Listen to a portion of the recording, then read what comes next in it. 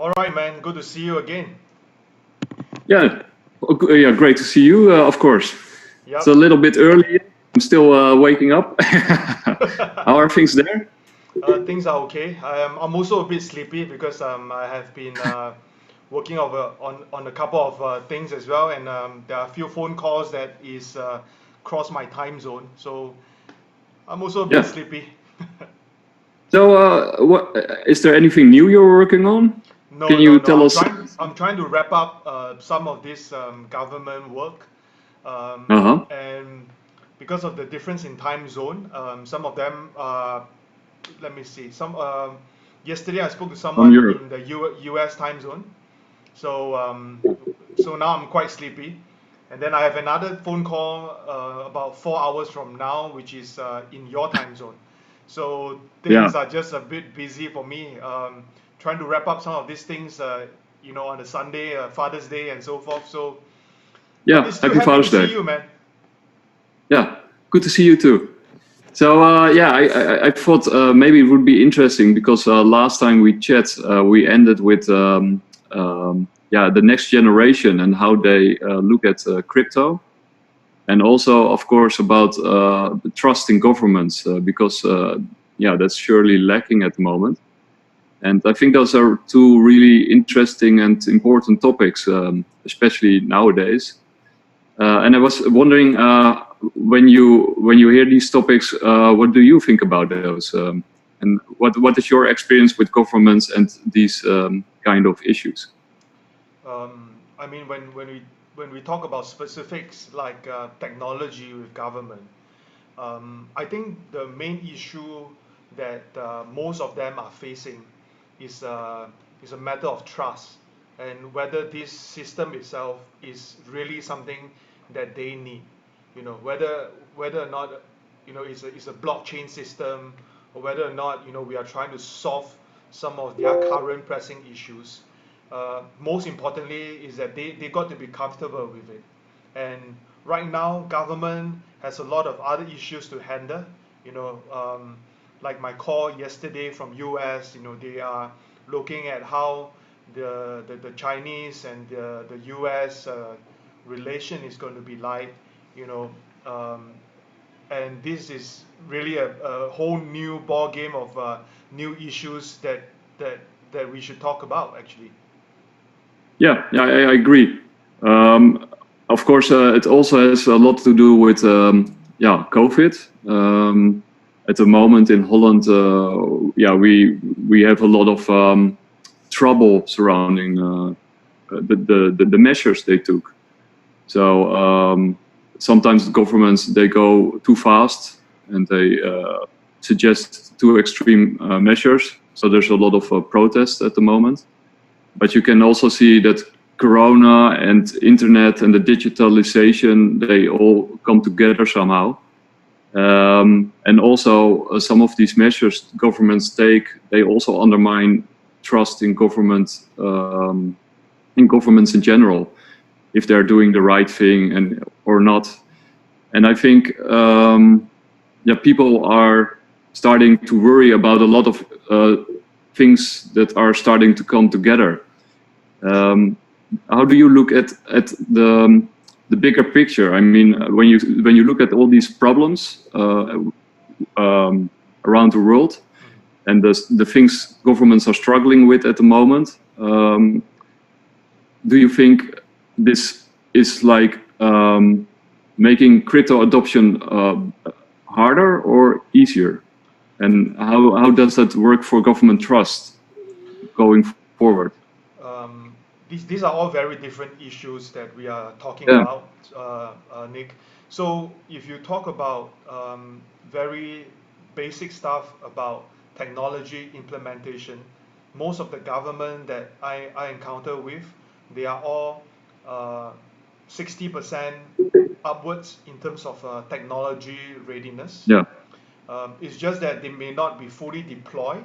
It does not mean that they are not digitized.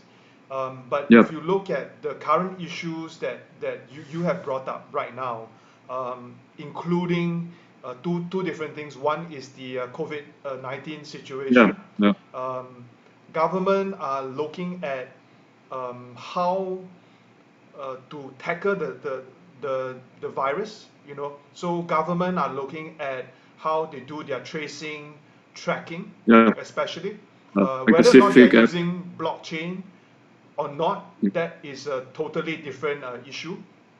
But they Yeah. are looking at that, and they are definitely looking at how to use blockchain to do the tracing, tracking, and also protecting some of their privacy, data collection points, and so forth. They are already looking at it.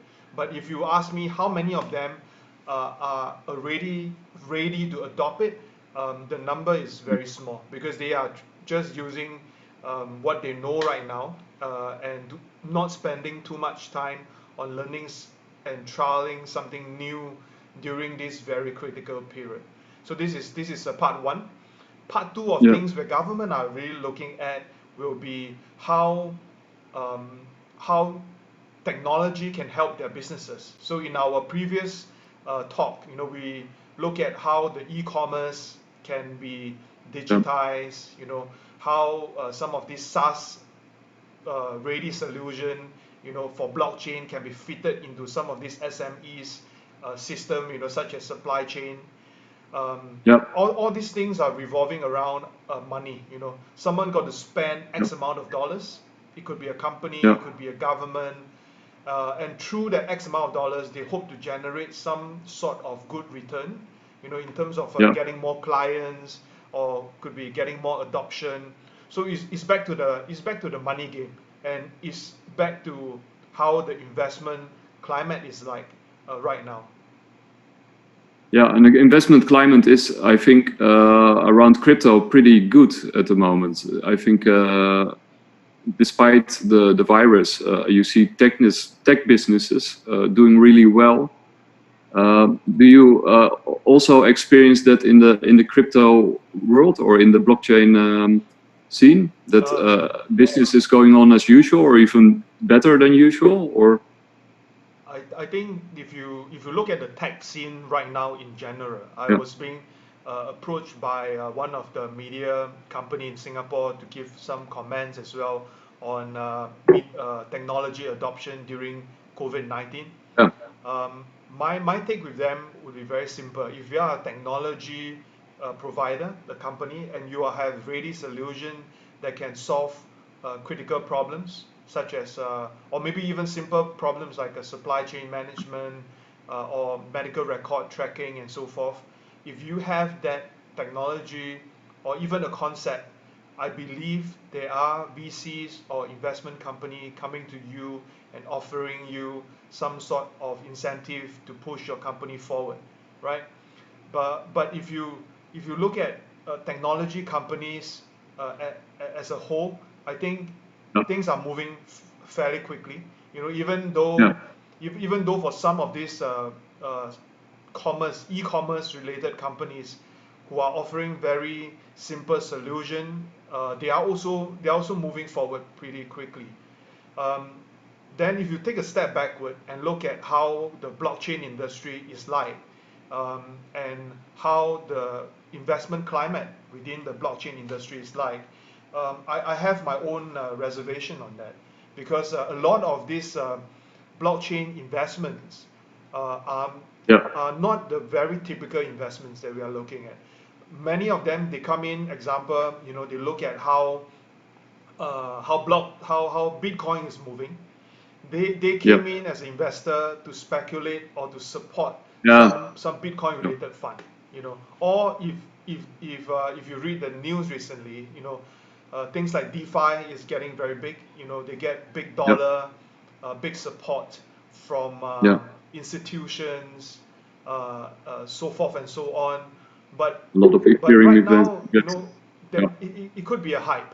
You know, it could be, yeah, because if you look at how the interest rate, I did a posting, I think earlier this morning, yeah, in response to some other comments.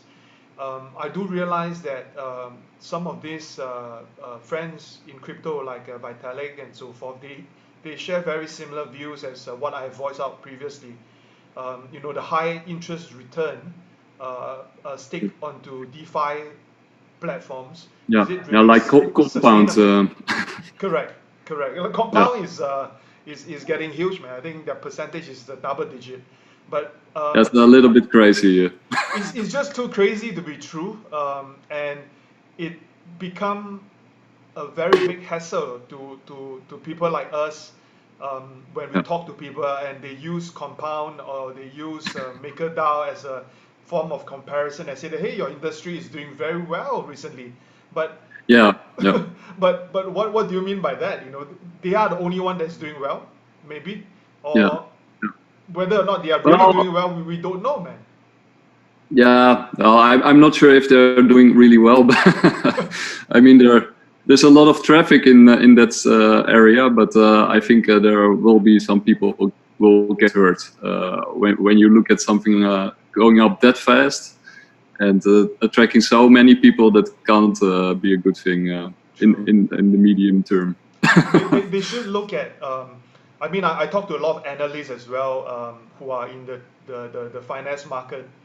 Um, if you look at some of this stock that is running in our current situation right Yeah, now, they are all not doing very well, to be frank.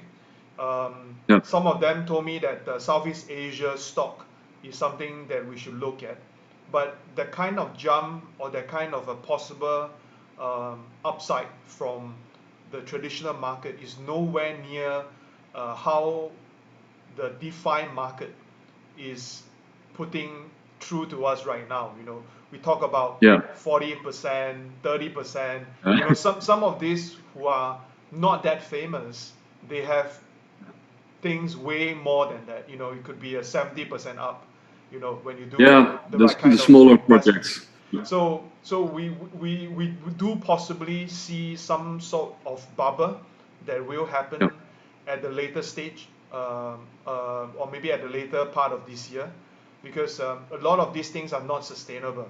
And in order to hit such a big return, apart from Ponzi schemes that we have seen, there's no yeah, way you can get that kind of return because just doing the mining and doing the proof of work and so forth is not going to yeah. bring that kind of money into the system to sustain it. You want a stable project that's durable and that Correct. goes a long way, and not a big bubble that's going to burst. And yeah, you want people to have a good first experience with crypto, not a get rich quick scheme. That's true. That's true. Yeah, yeah. Now that's also my experience, and I think Ethereum is of course doing a lot of good work trying to upgrade to 2.0, and I think yeah, when you listen to Vitalik, he really has a vision for the future, and yeah, I think they're making a lot of progress on that road to get there, and Bitcoin at the moment is not doing very much when you look at the price action, um, but yeah, it's kind of weird because you had done the halving, and when you look at the halving, it seems like a really normal halving, like all the other halvings before it. But when you look at the world and everything going on in the world, you kind of expect it could have been different, with more volatility and higher price actions. Which is, I think it's kind of weird that you don't see that in the price of Bitcoin. But it's not weird because if you look at the economics behind Bitcoin and so forth, Yeah, every single pump or every increase in Bitcoin involves real big money and involve possibly new players coming in to lift yeah, up the price. So if you are using real money yeah, to beef up the whole situation, you yeah, need a massive amount to move the price, and that's true. and it's not going to be that easy to move the price in that manner. If there are more people who believe in the product or in Bitcoin per se, then the possibility of people holding on to Bitcoin will be higher. And if they hold on to more Bitcoin, and they believe that it's going to be 1 million worth, per Bitcoin in the future, Yeah. they will hold it as much as possible, right? As if Yeah, less people are trading yeah. it, the less people are trading it, the higher the chances of the market makers or even the whales trying to, play the market. Now is at an equivalent point where they do not dare to make any move. If they pump the price up to 12,000, who is going to do the support? I don't think the support is there. And again, it goes back to one of my Twitter posts in the morning. I'm just saying this. Although Ethereum is now the number 2, in terms of coin market cap. You look at how they function, the kind of things they're trying to push out, the updates. But in the real world, they're actually number 1 because there's no more development that's going to happen within the Bitcoin technology, or the Bitcoin Only the space. on and off ramps to make it more accessible. Correct. Yeah. But then when you look at what Vitalik is trying to do, and then what Ethereum is trying to push, he's actually the big brother, man. So if he is able to push up the price of Ethereum by maybe, we don't expect much, 5%. All right. If you look at it in that manner, it's actually a very good upside for the whole industry, because slow and steady is going to bring you more stability, will give you more confidence, and a lot more institution investors will come in to invest not only in the speculation of the coin, but also in the technology. So Ethereum 2.0 is going to play a very big part on how the whole crypto industry is going to grow. But of course, then again, if Satoshi-san came out suddenly and he says something else, then of course the market is going to change. But this would be an unlikely situation. So Bitcoin being Bitcoin, we have to give them some time, but we have to really look at how Ethereum 2.0 and how the whole Ethereum group is going to bring the whole tokenomics up to a certain level that we have not seen before. He is the number 1, in my humble opinion, in terms of the blockchain space, who is active, replying and alive kind of thing, yeah. And that's true. There's of course nobody representing Bitcoin of. Correct. I mean, they are, they are like Litecoins. Yeah, that's maximalist everywhere. And gang, Well, but then they are still not the same guy that is behind Bitcoin. Yeah. So once Ethereum goes up to a certain level, I think the rest of the products that is beneath the ecosystem of Ethereum will rise, and as these rise, the rest of the top 10 in the L market, they will rise as well. So things like Litecoin is something that I see with great potential. They have their privacy element that they have pushed out. They have their very nice. I think their market cap is also nicely in a very good place. So these are good coins that are in the market where you do really see good adoption and very very good people running it. So well they have to be there to help the rest of the guys who are in the market, trying their best to maybe lift up their coin market cap or do more. So you actually see Ethereum outperforming Bitcoin in the future? I don't think so. If the only one that could outperform everybody could be USDT, because with the unlimited supply, they could do that. But for Ethereum, I think I do not see that they would outperform in terms of the per coin price, compared to Bitcoin. Yeah. But a more technology one. Correct. In terms of functionality, in terms of the capability moving forward, Ethereum will be something that we have to look at right now. And you see Bitcoin in the future and right now acting as a kind of like a reserve currency of crypto. You see it performing that function in the future, or maybe it will be surpassed by another coin, or do you think that's unlikely? Well, this is a very tough question, but if you then again look at how the whole Bitcoin situation is like, um, I do think that it's not easy to take over the position of Bitcoin. Mhm. But as a professional, I do hope to see some challenges, put forth to Bitcoin and Yeah. challenging their position as the number one crypto. I do hope to see that. Yeah.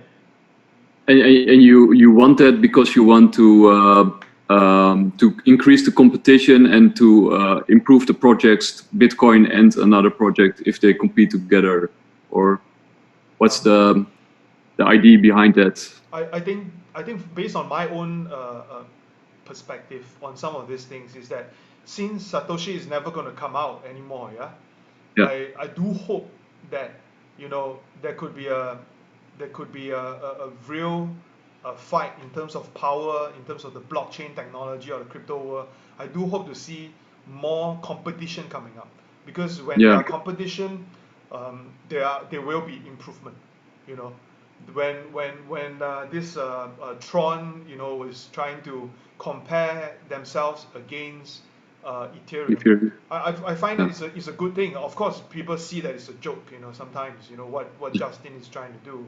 But I do admire his guts and how he wants Yeah. to Yeah. Yeah. push Tron up, right? So, that Yeah. kind of comparison is very important for a young industry like Yeah. blockchain and crypto. So I hope to see more of this, instead of just people following behind and just create small noise. But you need to have that kind of bam, bam, and then see what's going to happen next. So Yeah. 4.0 for Tron would be something interesting as well on I think it's July 7th. Yeah. So it's good to see what they have in place, and what And can be so, adopted. but because Ethereum has a lot of competitors, they have EOS, you have Tron, you have Neo. I think Neo is also coming with a big upgrade this year. You have Cardano, of course. So the Ethereum has a lot of competition that are trying to outperform Ethereum in some way or other. But I don't think they have much of a chance. But you never know. What do you think about the remarks Antonopoulos once made, that once you have an advantage or a first mover advantage in crypto, like Bitcoin has as digital gold, or Ethereum as a smart contract project, that it's very hard, if not impossible, for others to ever catch up, because it's always developing. Because Bitcoin isn't really Bitcoin anymore, what it once was. It's constantly attracting new talent and new developers. So how can other projects ever catch up to that first mover advantage of Ethereum or Bitcoin? Well, it's a matter of combining resources, right? So if there's a new project, let's say there's let's put it hypothetically, there are a lot of there are some Chinese projects or European projects who wants to be an Ethereum killer, right? We have Yeah. seen this since 2017, 18, and 19. Constantly, there are new people trying to be the ETH killer. None of them succeed. The logic is very simple, because the market, the pie is only that big, Yeah. and Ethereum has already conquered a huge part of the pie, right? So in order for someone to be a real competitor with Ethereum, it's not just by saying, oh, I want to beat Ethereum. Come on, man, I want to be president, and take over Yeah. Trump, But this is just You saying. can do it. No way, man. So this is just saying, right? But if they could combine their resources together, and if they could do what they have to do together, there's a big chance of taking down Ethereum, right? Or not even taking down, but they have a big chance to see themselves as a real fight with Ethereum. You can't possibly put a number 2 guy compared to a number 50 guy, and the number 50 guy say, I want to beat Ethereum. Well, it's going to take a long time, So Yeah. you need to have that kind of togetherness, and also that kind of deep pockets to challenge them. In the past, I openly say this to many of my own friends and also in the public, that I support EOS, you know, Brandon, Very Brock, fast. And so forth. You know, I do support them, but do they have a chance to win Ethereum? You know, with that kind of money and with that kind of publicity that is being raised, you know, throughout this whole period. I do think that they have a good chance, but I don't see them putting too much effort into that. Maybe that's not their ultimate goal, but in the eye of many crypto and blockchain professional, you know, uh, we hope to see that kind of challenge, you know, with Yeah. the big brother. You know, challenge are usually not going to be too bad, because again, the challenges push a lot of innovation into the pipeline, Mhm. and the challenges actually help the industry to grow faster. You know, instead of just talking. You know. You see a lot of innovation also in crypto and blockchain at the moment with energy, putting energy, green energy and renewables, and using the blockchain to spread energy around in a decentralized way. It's very interesting, and probably also a very big thing going forward. So you see a lot of innovation in the field. You already mentioned VeChain, or not VeChain, but tracking, of course. Tracking is, of course, what blockchain is all about. But and IDs. But you also saw Microsoft, because you mentioned what you just said about Bitcoin and Ethereum. But it seems Microsoft with Ion or DID, they chose Bitcoin over the Ethereum protocol to make that identity, the decentralized identity. Or is that just another? Are they just betting on different horses, so to speak? I think it's just a matter of trialing out, you know. So coming back to the earlier topic that you talk about, sustainability, energy, and so forth, Yeah, on that's blockchain, also. I do not really see a good need to use blockchain to allocate power on grid, you know, or solar energy power and so forth, because if this is so easily done, Elon Musk could have done it 5 years ago, right? But it's not that easy, right? So if you look at No, it's not. No. true, It's not easy. it's not No. easy. But and then if you look at sustainability, climate change, alternate energy, there's a lot of fluff, you know. Although, you know, when in my younger days, during my international affairs days, you know, we do talk a fair bit about climate change and how Yeah. you know, how different initiative can be pushed out to look at sustainability and so forth. But you know, it has been more than a decade. You know, things are not moving as what we think it should be. You know, there's a lot of meetings in Paris and so forth, but Mhm. a lot of talk. You know, if those high level talk is not going to make too much of a change, so adopting blockchain is not going to change much as well. So to me, some of these some reports, you know, that I've seen, you know, blockchain is doing very good things for climate change. Well, to me, it's not very practical, you know, so it's very far away. And as for big companies adopting blockchain or supporting a certain mainnet, I think this could be something really big, and it's not going to Yeah. be only supporting a particular blockchain mainnet. This is going to be a trial out for a lot of mainnets, and all of them will be given a fair opportunity to showcase what they can do. Because in Yeah. big So companies like Amazon, Microsoft, and so forth, you know, some of them, they are already adopting certain blockchain protocol. Some of them are trying yeah. to create their own. And the beauty about these companies is that they have a lot of business units, many clients, you know. So Yeah. I do see that the adoption will kick into place a lot smoother, and they can use all this business to trial run what they already have. So I think that's going to be a very good thing. Yeah, so it's more like a trial and error kind of approach. Correct. That they now try Ethereum, then they try Bitcoin, and then they just see what works best for their product. Correct. So they're betting on different horses. Correct. Yeah, because usually when news like that comes out, it's presented in a very big way and very definitive. Like this is it. This is their choice. From now on, it's Bitcoin, or from now on, it's Ethereum, or this or that. So you'd always have to take it with a pinch of salt, or more. But again, I see. you have to see your perspective. You know, are you a speculator, investor, or are you an adopter? You know, so Yeah. those news will have different impact on people who are reading the news and Yeah. you know deciphering what they are trying to say. You know, so if Yeah. you are a speculator, you would think that Ethereum's price is going to it's going to go real high up, man. But you know, but if you are analyst and you did your calculation, that you can only go up that much, man, because you need real money to pump everything up, you know. So it's not easy.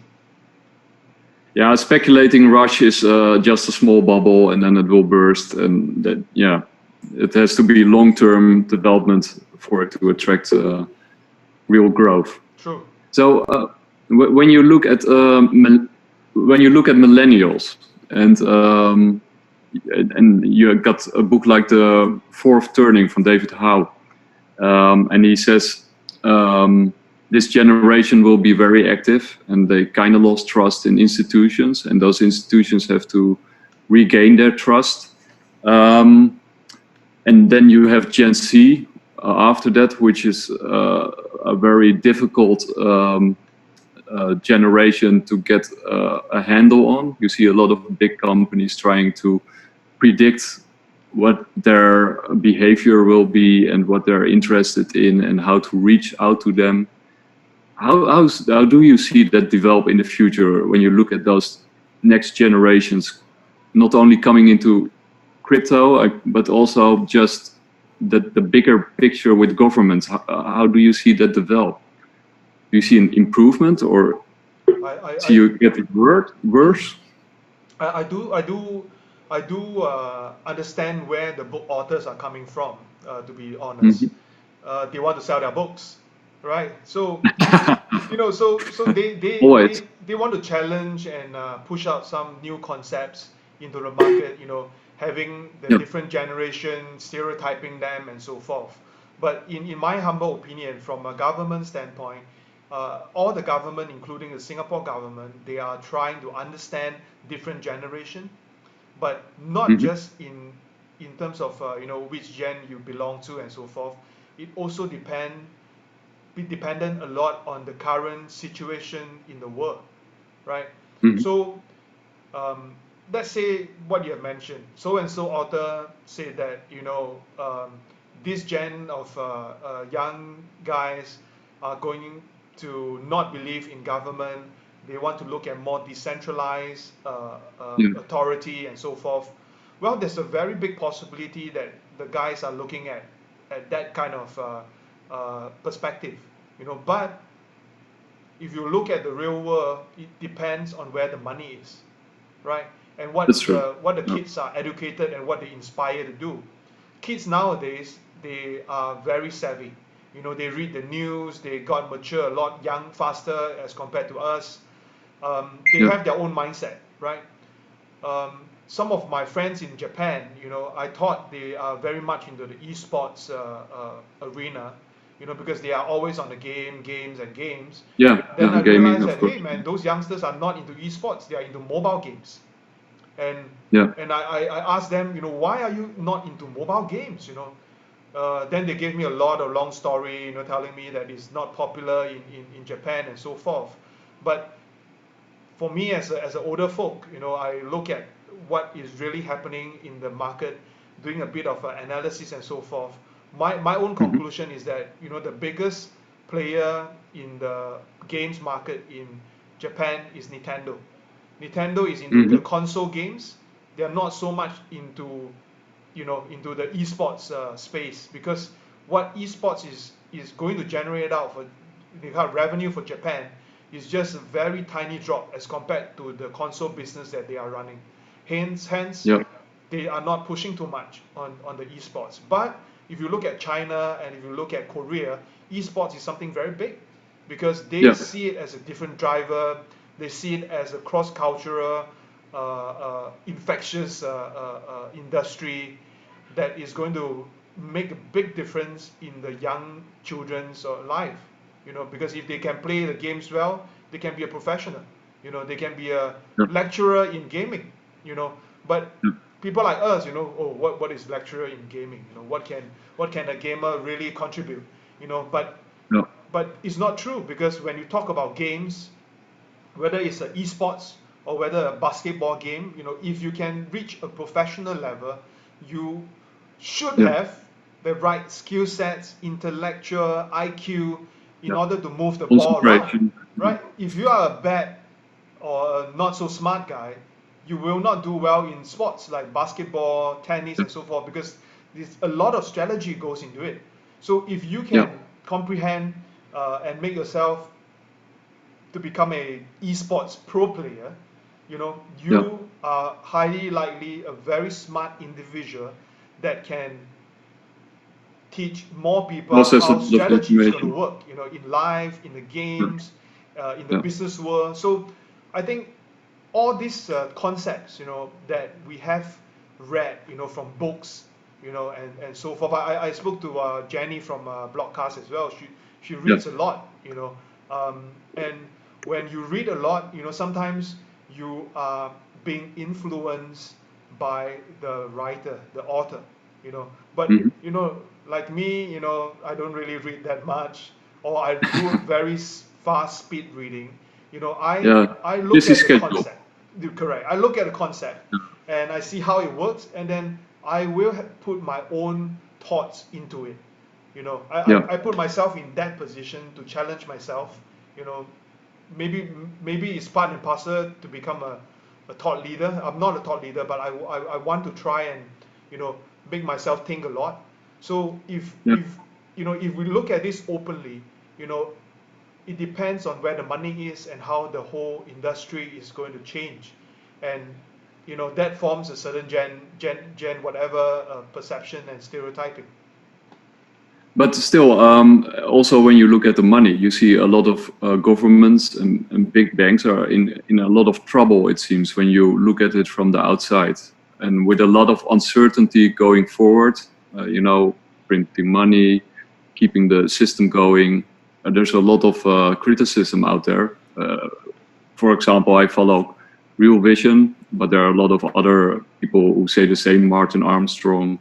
There are tons of people out there who are, pessimistic about the future in the short term, even to the long term. But on top of that, you got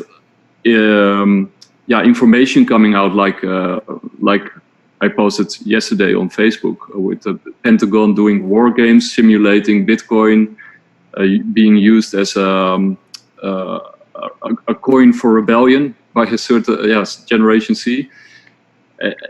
It paints a really bleak picture of the future going forward with a lot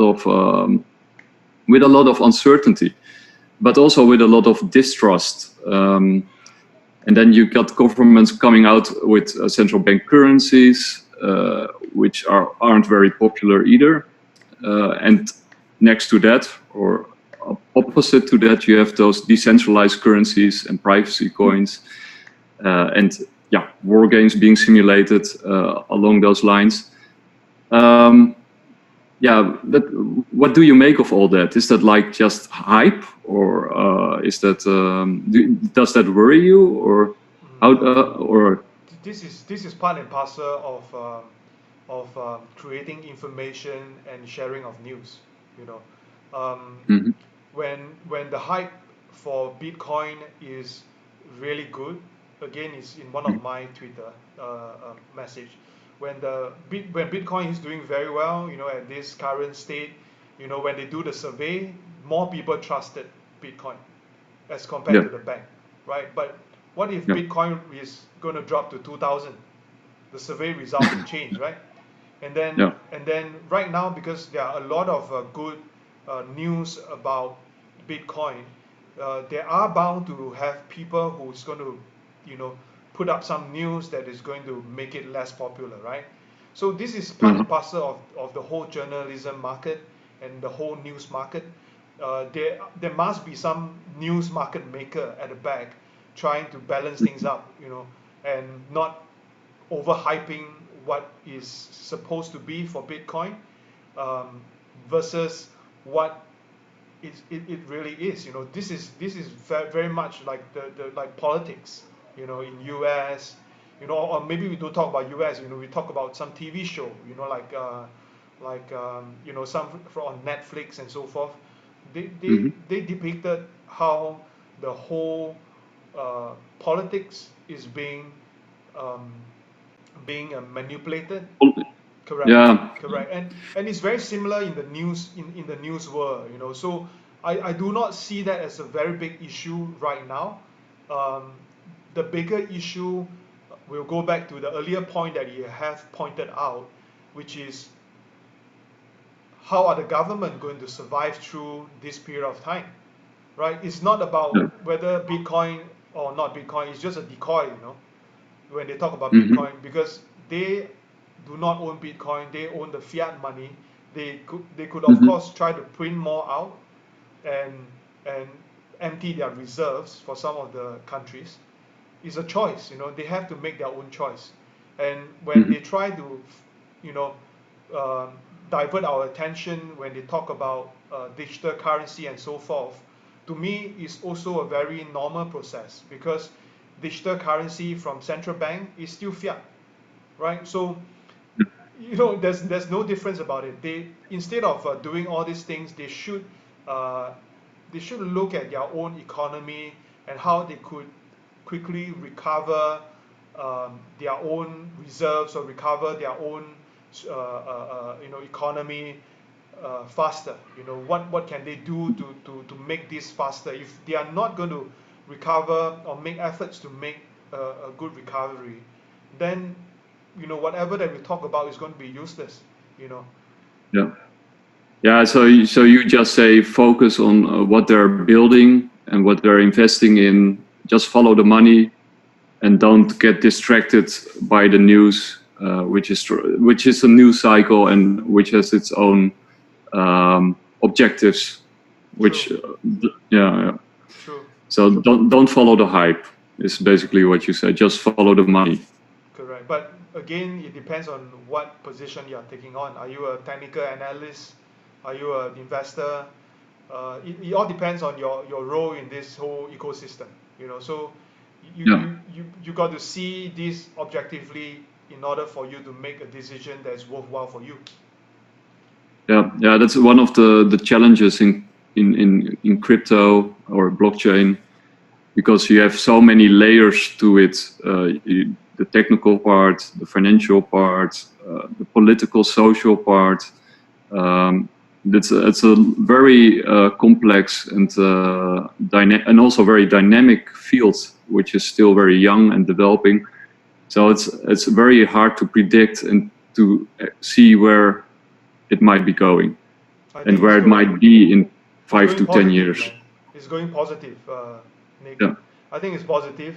It's going well. We just need to have better projects, better security.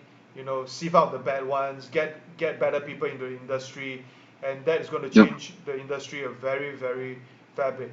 We hope to see better people, educated people, more practical people in the industry, and not an industry filled of people who just want to speculate or want to create some scam projects and so forth.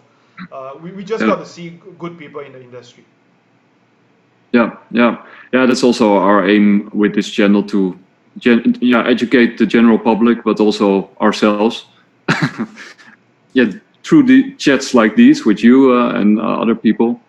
It's like a journey of learning, actually. True. And we try to stimulate that.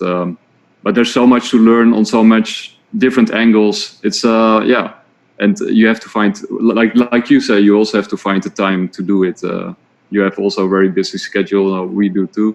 And then you have to, you have to grapple with all this new information out there, which is also very exciting and challenging, of course. True.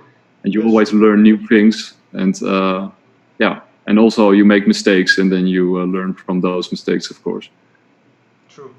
True. But I also wanted to ask you, actually for a long time, I don't know if you can react on that or not, but what do you think of a project like NEO? Because it had a really good start at the beginning, and I got the feeling it's really big in Asia, and especially in China.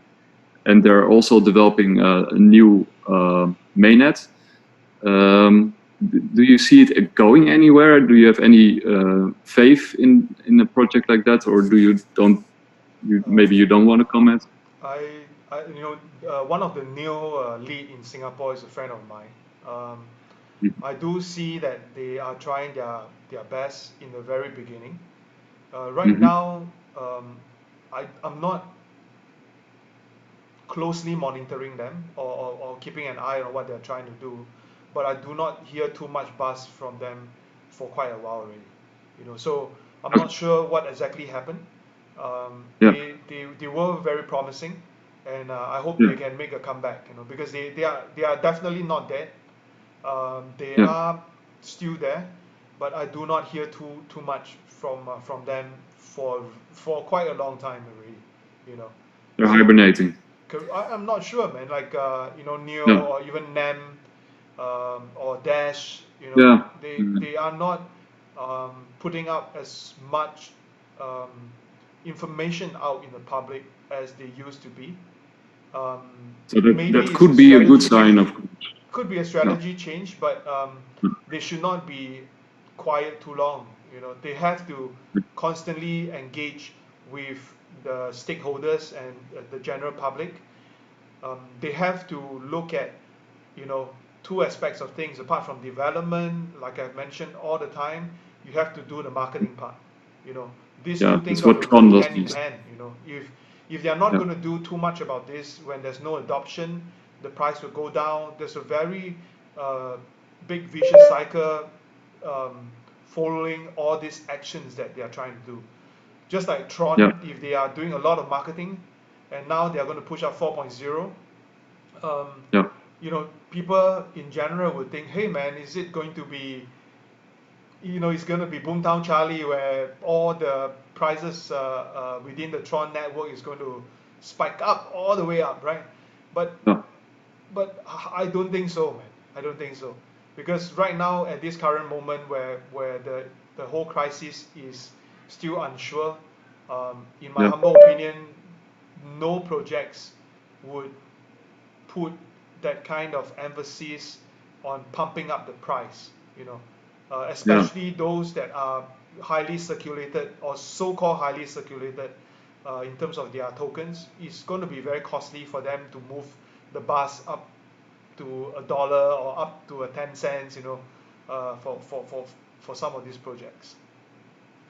No, I agree. That's and you have to, of course, find a balance between developing your project and marketing it. There has to be some kind of balance between those two, True. because you can have an amazing project, but if nobody knows about it or adopts it, then it will die off. True. No, so like big boys like Ethereum, I think they should have pump up a bit more on their marketing, right? Like Yeah, EOS should do a lot more marketing than yeah, right now, because they're they have very their silent. new platform like Voice and so forth. But then they have been sort of quiet for a very long period of time, and Yeah, they got to catch up. It's a game where people catch up. It's a game where people try to gain the biggest market attention. If you have a good product, you don't have the market attention, things are not going anywhere. It's just going south all the way down. Yeah, and and uh, but do you think that's like a management problem or more a money problem or a combination of both? I think it's more of a vision problem. Um, Put it this way, if you are an established project like Litecoin, like Ethereum, even for EOS, if they are willing to spend a little bit of money to beef up their marketing, there will be Mhm. a long, long, long queue of investor coming in to say that, hey, do you want more money? So it's just a matter of whether they are in their comfort zone, whether they still want to do more, or right now they are just in a hibernate mode. I don't want to Yeah. name any of this mainnet or this chain and so forth, but many of Mhm. them should have seized the current downtime as the best time to develop some of their Yeah. strategies, long-term strategies ahead. Because now things are a lot cheaper, faster, easier to manage right now. And if you have some Yeah. cash at bank, you can do a lot more than what you can do, last year. Yeah. So they Yeah. should start to do more. Yeah, yeah, and there are really gems out there, really nice projects. I personally, I really like DigiByte and Decred, and when you look at their content they're putting out there, it's really amazing. Especially, yeah, I recently did a post on Decred, and they have a really nice presentation, and they explain everything to the smallest detail. And it's kind of weird that despite putting so much effort into presentation and accessibility, that they're still rather small, and they seem to have an adoption problem because They nobody will. knows about them. They will. They It's will. yeah, Because you have to look at the other side of the story in terms of content. More content which you put out in the market do not mean the price is going to go up or people is going to recognize you more. You have to put up very quality content. I give you an example. I don't want to name which chain it is. There's some chain that are very active. Whenever I post out something, there are people will come and say that they are the best. Oh, they are the best you chain. know, Or they just put up a hashtag like a XYZ hashtag. For the to me, these are very low quality bots, robot-like kind of followers or community, and this is not going to do any good for the brand because they will see them as, hey man, these are all scams. These are not real. So you got to have a very good balance in terms of information yeah, versus over information, because if your information is just right, you know, just like a cup of coffee, just right yeah, taste, a small sip you will feel that wow, it's good, right? But if it's a really shitty coffee where you added a lot of water in it, and this yeah, is how I see some of these projects are yeah, heading, you don't even yeah, want to take a sip, so yeah, let's see how the whole quantity and quality work in terms of information. But I do want to tell all those companies who are still trying to push their information out, like those that you have mentioned, they have to really be careful on what are the things that they are trying to push out and what kind of message that they want out from all these posts. Is it just to create the fact that you have a lot of hype, you have a lot of big followers? You know, mm-hmm. uh, I don't think it's going to be useful because all these things can be used using a bot. You could generate a lot of followers, a lot of likes, a lot of retweets. But it Mm-hmm. doesn't mean anything. In this current world, you have to get your product commercialized. You get to Yeah, put your product to the right eyeball and make yeah. it work. This hype can only happen in the beginning, but it should not be a continuous process where it's only